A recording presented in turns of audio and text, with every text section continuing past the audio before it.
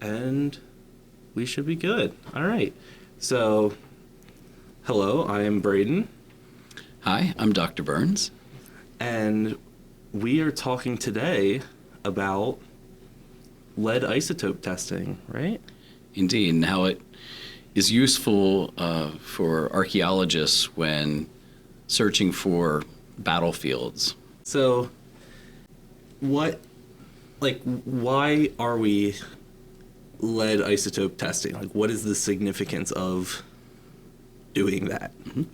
So archaeology has been making more and more use of metal detecting in the last couple decades. In fact, there's a subset of archaeological projects that are referred to as conflict archaeology, and they're revolving around locating battlefields and sometimes even fortifications. But anything that had to do with conflict, it could be French and Indian War, Revolutionary War, Civil War era. But there are components to all battlefields that all battlefields share, and that is the exchange of lead. And lead is an interesting archaeological class because in and of itself, it's very soft and malleable. So we see absolutely every little action that occurred to a piece of lead. It can be molded, it can be reformed, it can be cut in half, but it can also receive damage from being fired and hitting things in the field, like hard objects, soft objects. All of those things can be diagnosed through basic forensic work, looking at the object, looking at what its use life tells us about how it was treated or what it was used for. The lead isotope piece comes in handy when we want to say more about a battlefield or connecting those dots, adding another layer of forensic science. And that's useful to us, especially in the French and Indian War era, Revolutionary War era. We know that lead mines in various places have a specific isotopic signature. And those signatures are known for different mines, say in Europe, in France, in England, but also here nearby in Blair County at Fort Roberdeau, and points in the interior of the United States where the French would have been mining. And all of these mines are going to have almost like what we call a geochemical fingerprint that can be matched to those sources. Finding these lead balls and these ammunition and the dropped balls and the shot balls and mapping where they are on the landscape is one part of the job, but then also taking a little piece of each one of these lead artifacts, getting that isotopic signature can then help us positively ID the battlefield or the battle, but also talk about who was firing at whom, firing lines, where the opposing sides were formed up, how they moved on the landscape, and the material remains that creates is really what we're studying to the nth degree. That's so cool that you can find all of like that just from like lead isotope testing alone. Now you mentioned these signatures that were known. How do we test to find those signatures and compare them to what we know? Right. So Dr. Ryan Mather, who's head of geology here at Juniata College, handles all of that testing in his lab, right? So he knows these. That's how we got connected, basically, was through working on copper artifacts. I found out that he was very familiar with measuring copper isotopes, and same goes for lead. That's one of his sort of specialties, if you will. So the fact that he's downstairs and in the same building allows us to collaborate, here at a small liberal arts college in a way that you might not expect. But this is how we can actually move the ball forward with some positive identification of these battlefields. Basically, the isotope signature, the lead forms in a geologic source, and it's going to have trace elements and things that are measurable at the isotopic level that are so unique that you get that geographic kind of sourcing very quickly once we know the value for these individual pieces. Right. So where do these samples that you have now that you're testing, where do they come from? Like, how did you obtain them? What does that process look like? That kind of thing.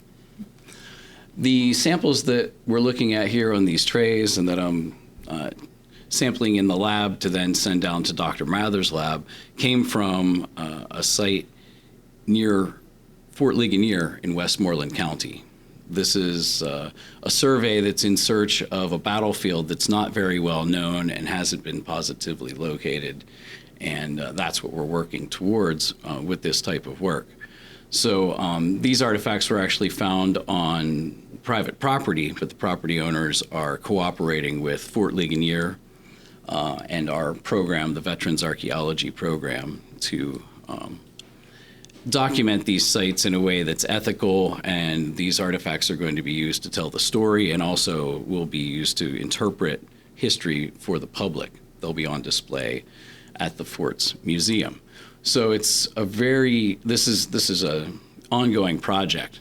So for 2 years we collected lead on the battlefield that we suspect to be George Washington's friendly fire incident site.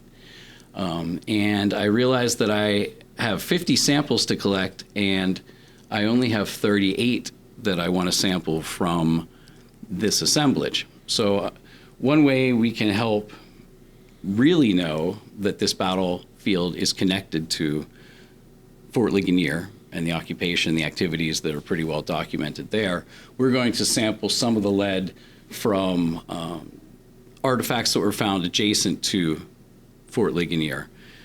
And those would have been fired and dropped and exchanged 1 month prior to the friendly fire incident. So it would have been October 12th, 1758, that the Battle of Loyalhanna took place. The fort at Loyalhanna was attacked by French and their Native American allies. They were sort of harassing them, trying to take their cattle and their horses and sort of stop the Forbes expedition in its tracks and allow winter to take hold, forcing them into winter quarters. So that action got the attention of the fort. There were some of the Virginians and Marylanders came out of the fort to attack, to kind of repel the attack, but then they got driven back in. So it was sort of a concerted effort to harass the fort that day. That left an exchange of lead between what you'd call the grass guard, those men that were stationed at the fort, and their job was to keep the animals alive, right? And so they would have been the ones that would have been targeted first by this raiding party. Eventually, the Royal Artillery at Fort Ligonier opened up on the marauding party and forced them sort of back and away from the fort. And that also leaves an archaeological signature. So there we're looking for the camp site of the grass guard, but then also this overriding or this action that's recorded that day. And in taking these lead samples and linking them to the values and sort of some of the forensics of the friendly fire incident battlefield site, we should be able to have a clear and concise story to tell about how those are linked and that we do indeed have that battlefield. So what makes a sample from this site a good testable sample? Because you mentioned you have 38 and you want to, 38 ones that you want to test from what you have, and you want 50, right? So what makes those 38 better than the rest? Right. So when I'm looking at these various artifacts, we have ones that you can tell are definitely ammunition, right? Lead balls and of large caliber all the way down to small, what we'd call buckshot. Mm-hmm. And those are all good candidates for testing. But then there's also other pieces that are associated with the molding and the manufacture and kind of the maintenance of your ammunition in the field. And that's casting of lead that's going to be done at camps or even on the fly in the field if you need ammunition. Mm-hmm. That creates waste.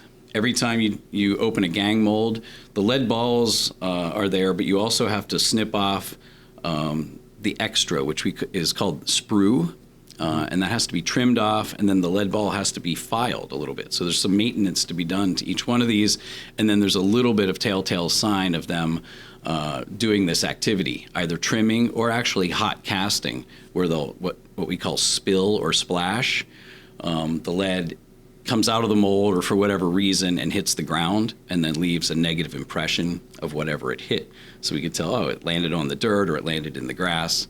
But that lead was very important to everyone on the frontier because it was not ubiquitous. Like you were issued a certain amount of lead, and every time you pulled the trigger, you had less lead on you. The sprue and any of these trimmings and the waste products are going to be policed up and kept to be melted down again, right? Mm-hmm. And, as long as you're using the same source of material, you're going to get the same isotopic signature. But you might even have the opportunity to get blended signatures if you're using some French lead and some British lead, for example. So let's take it to modern day now. You have an idea where the site is. You know you're looking for, you know you want to do lead isotope testing. How do you find your samples? What tools do you use? Like, what's the process of going through this property and finding it?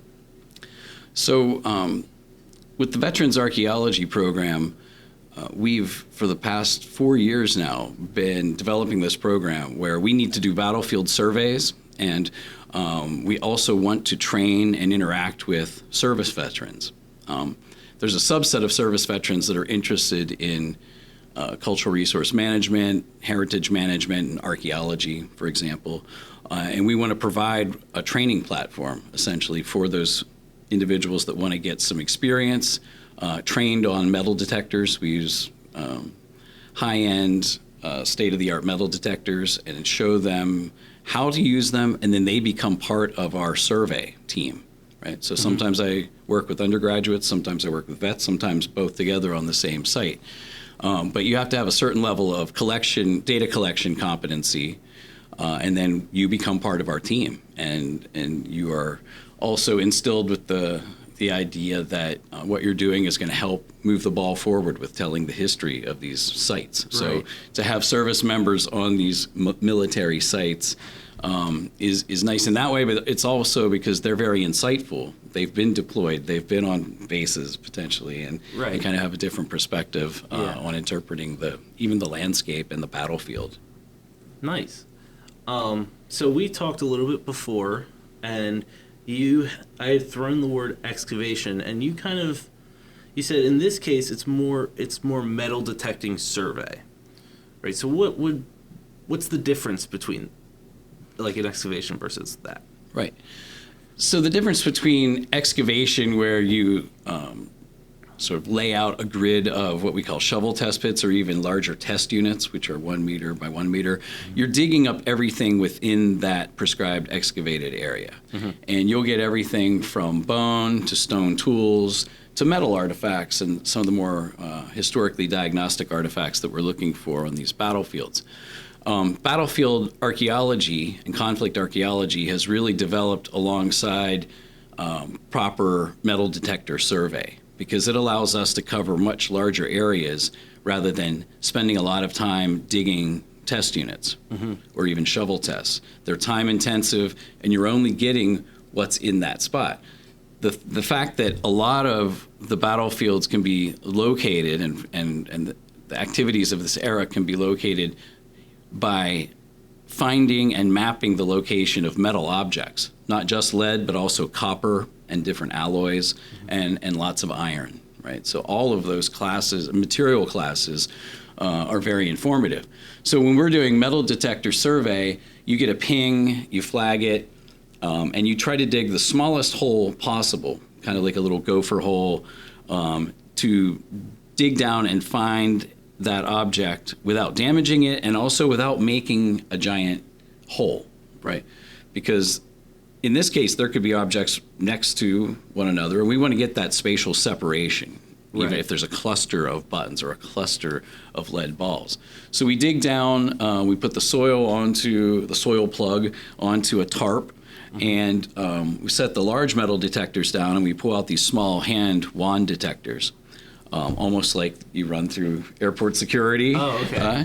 And you use that to then pinpoint that ping that you found with the large machine. And then you root around in the soil, essentially, until you find that. Once that's found, you put it in a bag, you raise your hand or you flag it, and the instructors will come over and see what you found, right? almost always we're going to record it and map it, but oftentimes it's some significant piece of the battlefield or a clue that everyone gets really jazzed about, right? Especially the veterans who just learned how to use these things or might have an affinity for history, just pulled an object out that was over 250 years in the ground. So how long would you say it takes to do a search like this? In this case, we run our program for a week. So we go out, the instructors and researchers go out for the whole week, and we wait for the veterans to do survey with them the final 3.5 days, essentially. So the first part of that week is us really sleuthing this out and working hard on it. Our field work is kind of limited to 1 week a year for this particular intensive search for the friendly fire incident site. There's other trips that need to be made that are associated with ground penetrating radar and other surveys that we're bringing onto the site to help potentially tell the story. Wow, so 1 week a year. That's not a lot. That's not a lot of time for something like this. So from what you find in that 1 week, does it usually take like a year to get through all those samples, or what do you do in that like in between time? Right. So we don't, if I spend 2 weeks in the field, there's twice as much material to process in the laboratory, right? 1 hour in the field equals multiple hours of time in the laboratory doing things like we're doing here, but even just cleaning up the objects, identifying them, cataloging them, and recording information about their attributes. That gets encoded into a relational database, and that becomes the data along with the archaeological collection. So we clean up artifacts, make sure they're labeled properly, and then create this ordered data set that we can then use as, it has to hold up in the court of science, essentially, right? Our peers are going to look at this and they'll know whether we follow the right procedures and if we made any riveting discoveries. It's all in that presentation. So it does take, it might not take a full year to do this, but in this case, this represents 2 summers worth of collection, and then we're reaching back to even a third session. So it takes a while to build this information up. But we have 12 individuals out there metal detecting, up to 8 or 10 metal detectors, and then teams of people, right? Right. I never get to metal detect because I'm stuck at the mapping at the total station instrument and a walkie-talkie, constantly mapping the objects that are found, encoding the data so that we can bring the haul in for the evening. So I put the veteran teams in locations that are either we're in roving mode, and I just send them out and say, who's going to find some awesome like buckles or lead? Find me some lead out there in the tree line. Or we'll do prescribed lanes where we do, once we find a cluster of good artifacts, then you do what we call laning it out. We'll take weed whackers and even like shave it down so it's like a golf course. So because the metal detectors really want to be close to the ground surface. Okay. So if it's weedy, brushy, we can't really do our job. You're losing depth penetration. You're not going to get that depth that we need. And sometimes this stuff's a foot or a foot and a half down in the soil profile. So there's some things that we have to do to prep it. That's why we go out early and spend some time sort of figuring out where we're going to work and then prepping those lanes and then getting them squared away on the technology. So when you get these artifacts, you catalog them, you set aside for sample testing. Let's say the whole process is done, you have your data. What do you do with all these artifacts? Do you send them somewhere? Like, obviously you don't trash them, right? But like what do you do with them? Typically, any archaeological projects are prepared to state level guidelines, in this case, Pennsylvania state guidelines. This project in particular is being done for a nonprofit, which is also a museum. Right, so rather than these being destined for the state museum, these are going to be on display and interpreted nearby, where these were actually significant at Fort Ligonier's museum. And these artifacts are the property of landowners until gift agreements are made. Right, and if gift agreements are made, then these artifacts can become part of permanent displays and permanent collections on site. But we also do these, no matter where they're headed, we try to have the collections conform to the Pennsylvania state guidelines. Gotcha. Awesome. So I can't think of any other questions. You have one more thing. Well, where these are headed next is pretty exciting. Oh, okay. By the end of the week, I want to have my samples, all 50 samples collected and down in Dr. Mather's new lab. Once his instruments are online and he's confident that we can, these will probably be the first batch of samples run in his laboratory, which now has capabilities to measure our isotopic values right here on campus. So this story is sort of to be continued until we get that information. Wow. So I guess another episode then, right? Indeed.